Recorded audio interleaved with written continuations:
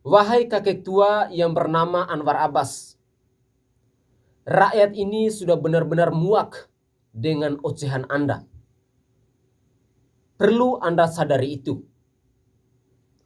Setelah puluhan tahun istilah ini disematkan di negara ini, kok baru sekarang Anda meminta ini? Apakah Anda baru bangkit dari liang lahat?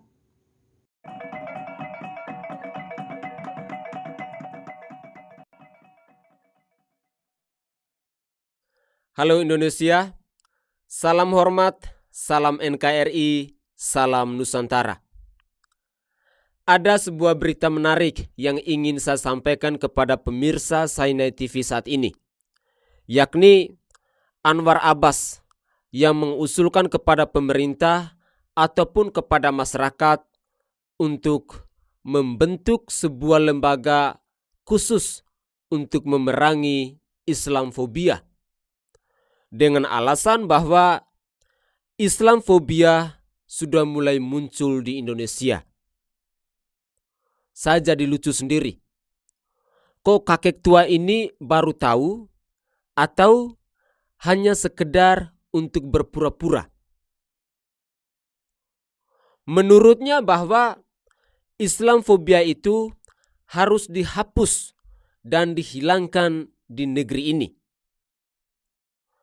Kalau PBB sudah mendeklarasikan bahwa tanggal 15 Maret sebagai Hari Anti-Islamofobia, maka di negeri ini sudah waktunya pula dibentuk oleh pemerintah atau oleh masyarakat sendiri sebuah kantor atau badan dan lembaga khusus untuk memerangi Islamfobia, ujar Pak Anwar Abbas ini.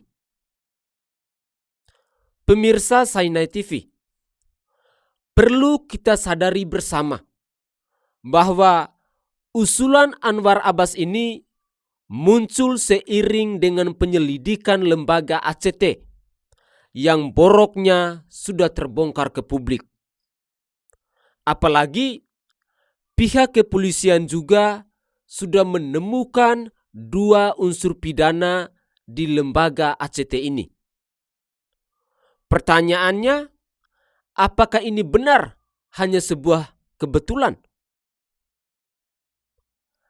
Karon Penmas Divisi Humas Polri, Brigjen Ahmad Ramadan telah mengatakan bahwa berdasarkan hasil gelar penyelidikan, ditemukan bukti permulaan yang cukup untuk menaikkan kasus ke tingkat penyidikan. Ramadan pun menambahkan bahwa ada 2 dugaan tindak pidana yang terjadi di lembaga ACT ini. Pertama, melakukan pengalihan kekayaan yayasan secara langsung maupun tidak langsung. Dan poin kedua terkait tindak pidana penggelapan.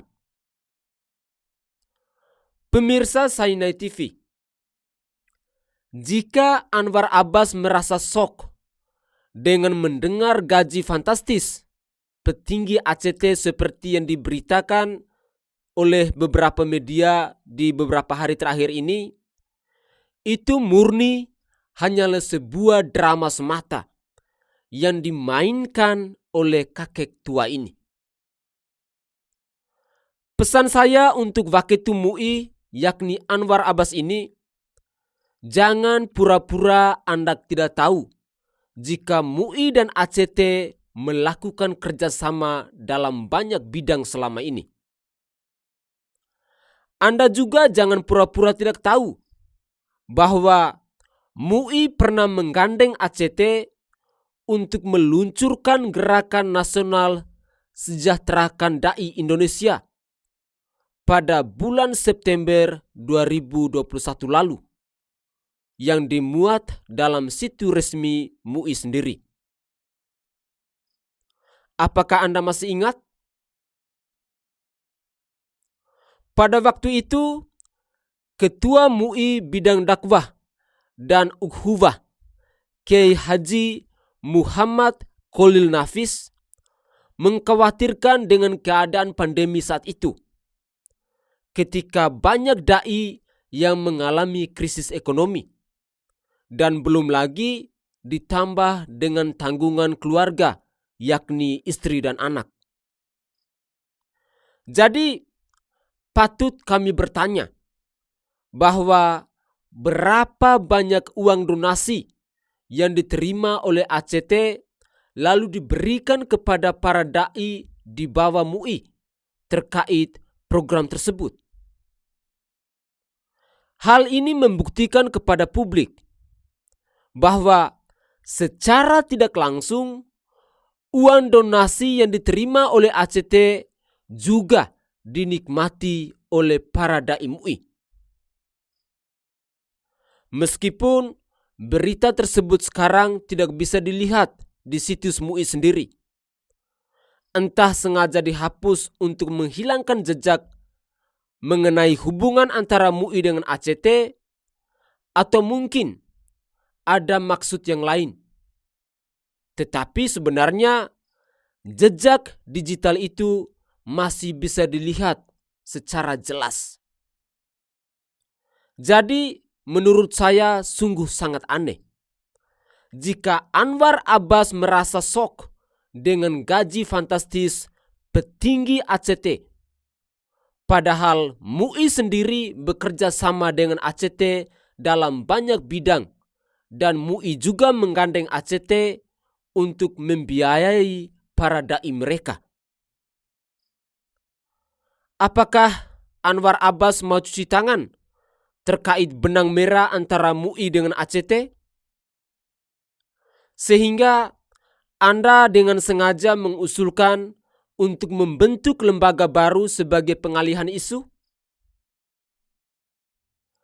Jika lembaga resmi ACT saja terjadi tindakan penyelewengan dana umat, lalu bagaimana pengumpulan dana umat yang dilakukan oleh perorangan atau lembaga lain?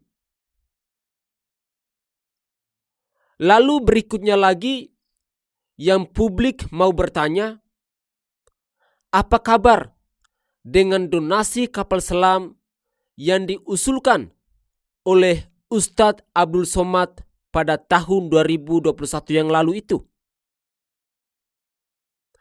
Apakah donasi kapal selam yang mencapai 2 miliar itu cukup untuk membeli kapal selam?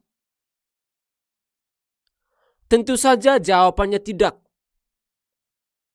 Dan sebagai informasi agar kita sama-sama tahu bahwa 3 kapal selam kelas Changbogo harganya mencapai 1,08 miliar dolar Amerika Serikat atau sekitar 330 juta dolar Amerika Serikat per unit, atau setara 4,79 triliun rupiah dengan kurs 14.500. Harga ini dinilai jauh lebih murah bila dibandingkan kapal selam buatan Eropa atau Amerika Serikat yang bisa mencapai 7 triliun rupiah. Dikutip dari US Naval Institute atau USNI, harga kapal selam kelas Virginia mencapai 3,4 miliar dolar Amerika Serikat per unit. Jika dirupiahkan maka nilainya yakni sebesar 49,35 triliun rupiah per unit. Sebuah perusahaan asal Austria, Migalo Private Submersible Yachts, menawarkan kapal selam sipil yang boleh dikatakan mewah bernama M7 yang memiliki beberapa fasilitas seperti kolam renang, kamar VIP, hanggar, hingga helipad dengan harga sebesar 200 juta dolar Amerika Serikat atau setara 2,91 triliun rupiah. Lalu, bagaimana dengan nasib uang hasil donasi kapal selam yang mencapai 2 miliar rupiah tersebut? Tentu rakyat berhak untuk tahu kemana alokasi uang tersebut. Jika Presiden ACT Ibnu Qajar mengakui bahwa mereka bukan lembaga zakat, sehingga mereka boleh mengambil 13,5% atau lebih untuk dana operasionalnya. Lalu bagaimana dengan lembaga amil zakat nasional milik A'ajim yang mengumpulkan dana umat dengan dalih bantuan kemanusiaan ke Palestina, ke Somalia, ke Myanmar dan Suriah, tetapi malah menggunakan simbol bendera pemberontak Suriah saat mereka melakukan konferensi pers? Semua momen pasti akan terbongkar boroknya, apalagi lembaga ACT ini. Jelas membuka pikiran kita untuk berpikir lebih kritis tentang pengumpulan dana umat selama ini dengan memanfaatkan momen yang sedang viral di tengah masyarakat. Pemirsa Sainai TV, momen ini juga membuat kita semakin kritis tentang MUI di mana Anwar Abbas berada di dalamnya selama puluhan tahun. Apakah ada yang tahu berapa banyak uang hasil sertifikat halal oleh MUI selama puluhan tahun itu? Yang lucunya, uang hasil sertifikat halal oleh MUI selama puluhan tahun tersebut tidak bisa diaudit. Dan yang lebih mirisnya lagi, puluhan tahun dana sertifikasi halal oleh MUI tersebut ternyata tidak masuk ke kas negara. Coba kita bayangkan, jika pada tahun 2016 dana sertifikat halal oleh MUI bisa mencapai 240 triliun rupiah, maksud kami 240 triliun rupiah, lalu berapa banyak uang hasil sertifikat halal di tahun-tahun sebelumnya? Dan sekarang Anwar Abbas dengan seenak udelnya mau mengusulkan untuk membentuk lembaga baru dengan dalih melawan Islamofobia. Apakah itu masuk akal? Sudah jelas jawabannya adalah bukan. Karena publik sudah tahu jika usulan Anwar Abbas ini hanya untuk mengalihkan isu tentang kasus penyelewengan dana umat oleh ACT, sekaligus cuci tangan karena MUI pernah bekerja sama dengan ACT dalam banyak bidang selama ini. Dan lucunya lagi, informasi hubungan kerjasama antara MUI dengan ACT sudah dihapus dalam situs internal MUI sendiri. Usulan Anwar Abbas ini juga sengaja untuk membuat kita lupa tentang kelakuan LSM bernama MUI ini.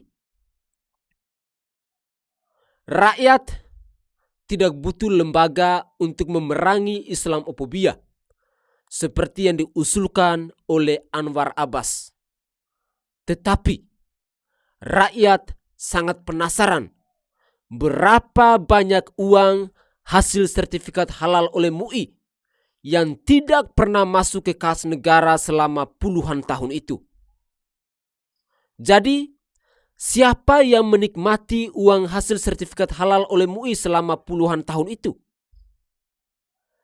Kini sudah saatnya kita sebagai umat, kita sebagai rakyat harus kritis agar tidak mudah dijadikan sapi perah dengan jeratan donasi berkedok agama. Salam waras buat kita semua. Salam hormat buat Anwar Abbas. Semoga Anda cepat sadar.